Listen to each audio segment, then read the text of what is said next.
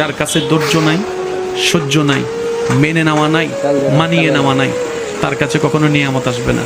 এই ক্ষেত্রে আমাদের অনেকের মনের একটা চাপা প্রশ্ন থাকে, জানতে চাওয়া যে ধৈর্য তো অনেক ধরেছি, আর কত ধৈর্য ধরবো, সহ্য তো অনেক করেছি, আর কত সহ্য করব। হাজার দিকে উত্তর না গিয়ে একটা উত্তর দেওয়ার চেষ্টা করি, মাথায় এবং মনে বসিয়ে রাখবেন যদি ভালো লাগে। ধৈর্য ততক্ষণ ধরবো যতক্ষণ আমাদের রব খুশি না হয়। সুবহানাল্লাহ। যতক্ষণ রব খুশি না হবে ততক্ষণ ধৈর্য, ততদিন ধৈর্য, তত মাস ধৈর্য, তত বছর ধৈর্য। কারণ আল্লাহ তাআলা জানেন কখন নিয়ামত দিলে আমাদের জন্য ভালো হবে, এটা আল্লাহই ভালো জানে। ওই হুকুম আসা পর্যন্ত অপেক্ষা করতে হবে, এটার নামই ধৈর্য।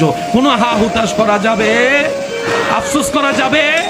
আল্লাহ দিল আলহামদুলিল্লাহ, না দিল আলহামদুলিল্লাহ। সুখ আপনাকে খুঁজতে হবে না, দেখবেন সুখ আপনার ঘরে নিজে থেকেই চলে আসবে। বলেন সুবহান।